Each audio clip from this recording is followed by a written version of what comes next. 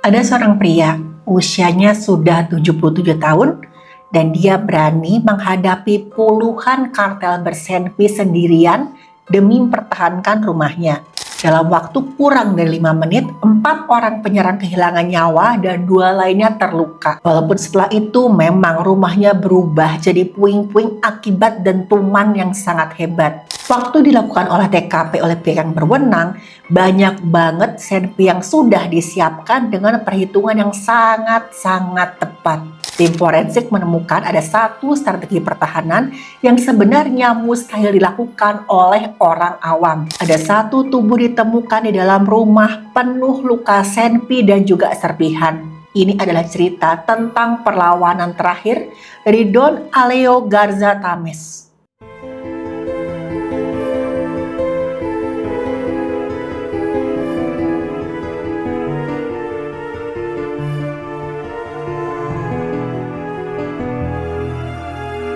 Halo, saya Dr. Stefani. Saya seorang dokter spesialis forensik dan mediko-legal, dan saya belajar dari yang mati. Nama beliau ini Don Aleo Garza Tames.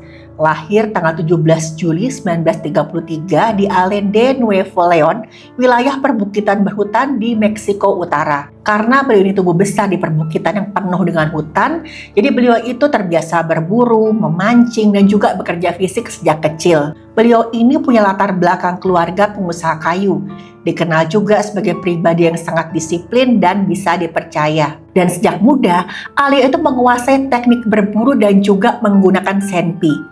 Khususnya beliau ini latihan menggunakan burung merpati, angsa, dan rusa sebagai target senpinya. Keterampilan menggunakan senpi itu berkembang melalui latihan secara bertahun-tahun. Seiring berjalannya waktu, Aleo juga mengoleksi senpi untuk olahraga. Selain itu, dia mendirikan klub berburu, menggunakan senpi, memancing, membentuk keahlian balistik praktis jangka panjang. Sampai satu hari dengan bantuan beberapa orang keluarganya, Aleo bisa membeli sebuah ranch atau peternakan. Itu namanya peternakan San Jose di Tamaulipas sebagai aset utama kehidupan dan juga usaha pertaniannya. Nah, ranch ini terletak 15 km dari daerah namanya Ciudad Victoria. Dan ini adalah wilayah yang sangat rawan konflik sindikat perdagangan zat berbahaya. Dan Tamaulipas ini adalah wilayah kekuasaan satu geng kartel namanya Los Zetas. Dan Los Zetas ini sangat-sangat ditakuti. Karena bayangin aja anggota mereka terdiri dari pasukan khusus Meksiko yang berkhianat. Jadi yang namanya pertempuran, penggunaan senpi dan lain-lain udah pasti nih. Anggotanya sudah sangat terlatih. Dan mereka gak segan-segan melakukan tindak kekerasan ekstrim untuk menanamkan rasa takut pada siapapun, anggota ataupun orang luar. Dan mereka punya struktur organisasi yang kuat luar biasa. Orang kepercayaan mereka ada di mana-mana. Setiap jasad dari orang yang mereka habisi akan mereka lenyapkan di dapur. Caranya macam-macam, kadang dibakar, dilarutkan dengan asam, atau bahkan sampai dijadikan makanan hewan. Banyak banget orang yang menghilang tanpa jejak begitu aja, dan orang tahu nih, pasti ulahnya geng Los Zetas. Sampai satu hari, ada orang utusan Los Zetas yang mendatangi peternakan Aleo.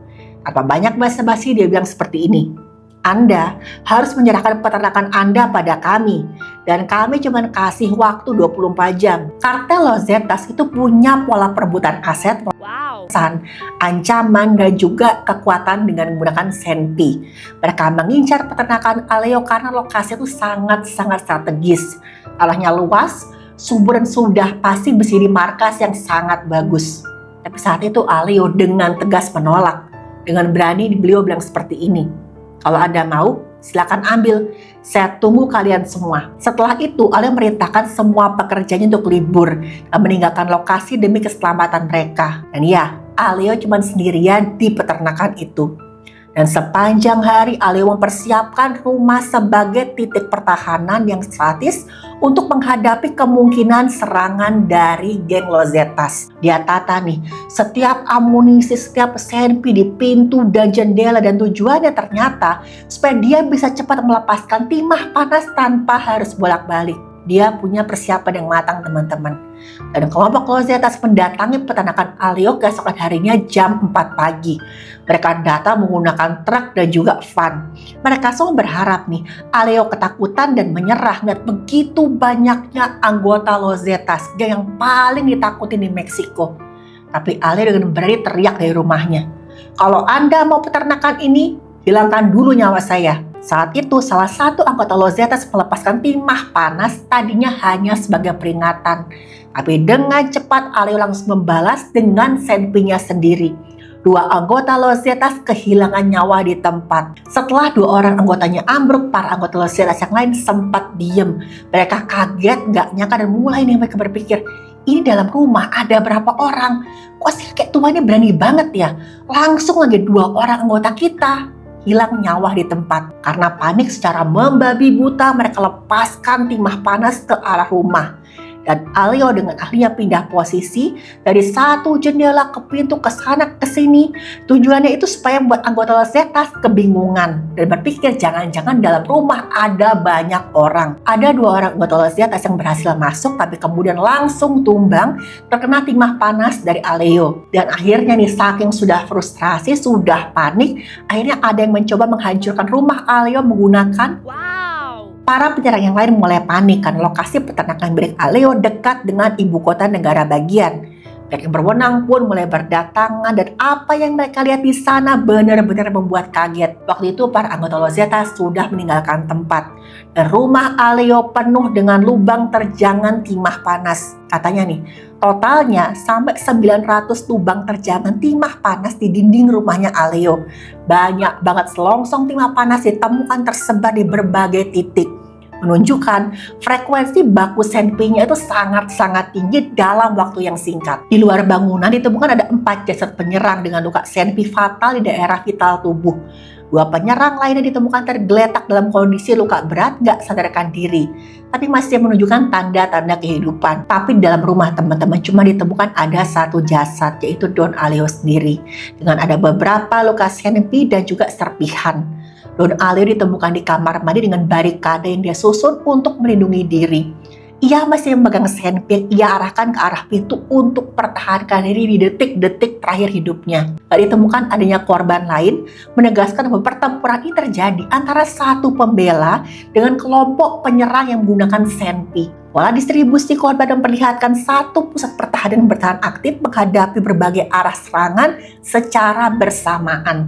Info terkait kasus ini sebenarnya nggak begitu jelas karena ada anggota kartel yang menyuruh agar media itu bungkam dan tidak memberitakan tentang kejadian ini karena mereka merasa malu. Puluhan orang dengan senpi kalah dengan satu orang kakek berusia 70-an tahun. Tapi hanya ada satu kanal berita yang berani mengangkat kisah ini dan nama Don Aleo pun langsung viral. Bayangin aja teman-teman, seorang kakek tua sendirian melawan segitu banyak anggota kartel paling ditakuti di Meksiko. Dari hasil otopsi ditemukan ada 2 luka senpi fatal di tubuhnya Don Aleo, yaitu bagian dada kiri dan kepala bagian temporal kanan. Temporal itu bagian pelipis kanan. Timah panas itu menembus jaringan paru, merobek pembuluh besar, menyebabkan kebocoran cairan tubuh yang sangat cepat dan banyak. Jalur timah panas menunjukkan lintasan lurus konsisten dengan luncuran senpi jarak menengah dari luar bangunan pertahanan. Luka di bagian kepala itu menembus tulang temporal, merusak jaringan otak dan pusat kendali pernapasan secara instan. Kerusakan otak menyebabkan henti napas, mempercepat hilangnya nyawa meskipun jantung sempat masih berdetak tapi nggak begitu lama. Dan ada juga nih serpihan-serpihan yang menyebar di seluruh tubuh, menciptakan banyak banget luka yang tersebar di tubuhnya Don Aleo. Gelombang yang begitu kuat dan letusan itu memicu yang namanya barotrauma, kekerasan akibat gelombang, memicu robekan pada alveoli, serta gangguan oksigenasi yang sangat-sangat berat. Timah panas dan juga letusan itu menghasilkan shock hipovolemik yang sangat-sangat berat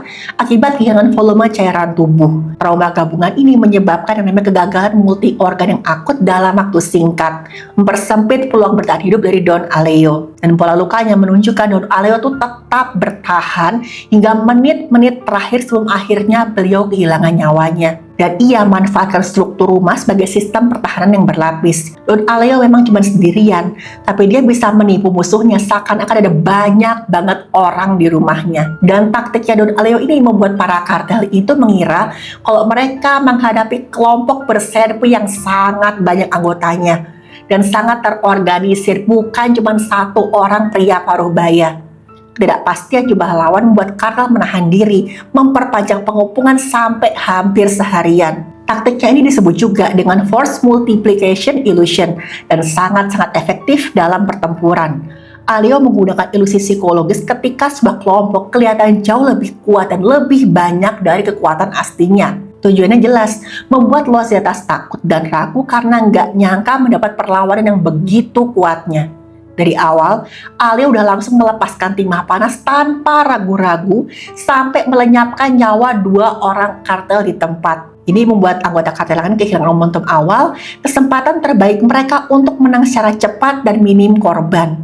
Kalau nggak menggunakan pengepungan ini berpotensi gagal total dan berakhir dengan mundurnya kartel. Tapi yang jelas teman-teman, walaupun Don Aleo udah nggak ada, sejak hari itu Losetas nggak lagi kembali ke sana. Karena mereka udah kehilangan orang, dipermalukan secara nasional, dan tetap gagal mendapatkan apa-apa. Dan nama Don Aleo sekarang dikenal sebagai simbol perlawanan. Bisa dibilang, Don Aleo sudah menangkan pertempuran. Karena bayangin aja, dia seorang diri melawan begitu banyak anggota kartel paling ditakuti di Meksiko. Teman-teman, kasus ini lagi-lagi menunjukkan kalau kekerasan tidak muncul begitu aja. Kekerasan muncul dari ketakutan, ketimpangan, dan runtuhnya perlindungan hukum yang seharusnya melindungi para warga. Tapi, keberanian Don Aleo itu bukan ajakan untuk melawan dengan menggunakan senpi, melainkan peringatan tentang gagalnya strategi. Ketika hukum nggak ada, warga dipaksa memilih antara menyerah atau mempertaruhkan nyawa mereka sendiri. Dan Don Aleo memilih pertaruhkan harga dirinya meskipun resikonya adalah kehilangan nyawa. Tapi pada akhirnya teman-teman, nyawa manusia selalu lebih berharga daripada properti, kekuasaan, atau rasa takut.